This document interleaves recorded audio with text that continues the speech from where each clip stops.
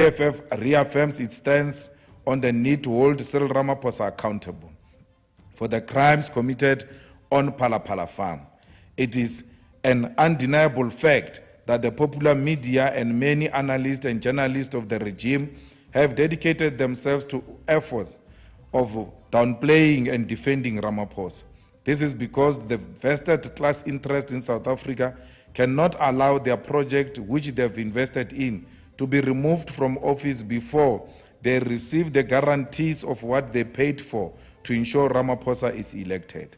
The EFF will not get tired and will ensure that Ramaphosa does not finish his term of office. We thus call on all principal members of the opposition and civil society to join in ensuring that Ramaphosa does not get away with the crimes he has committed.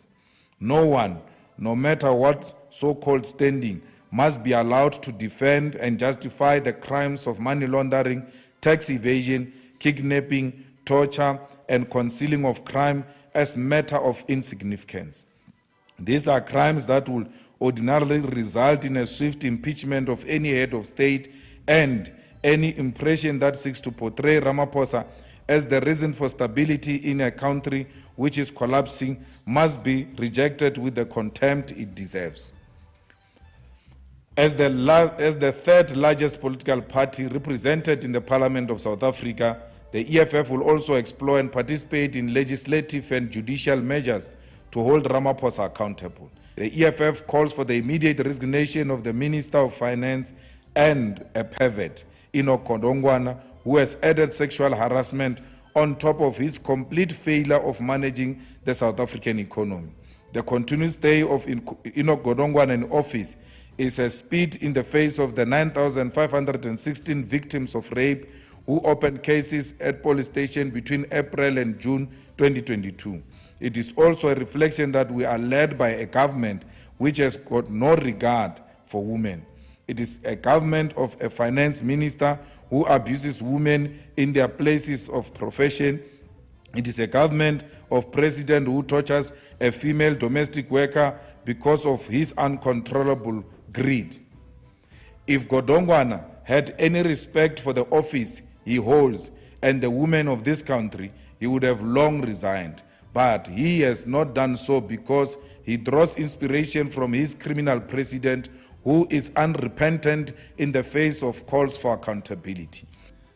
We received one letter from Moshe's branch in Soweto. What is that branch?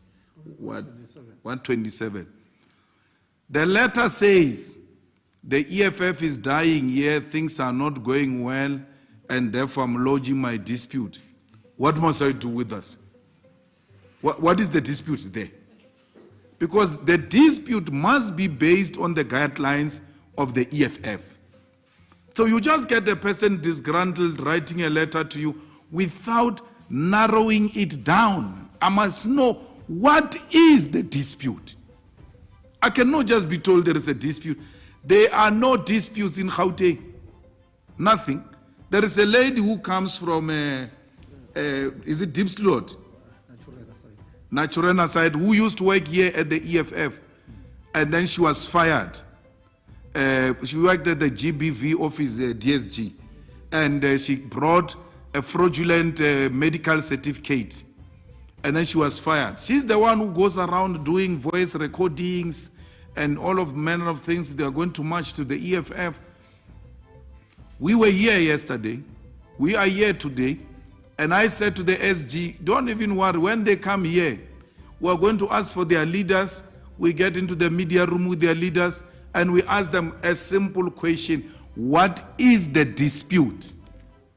They can't tell us.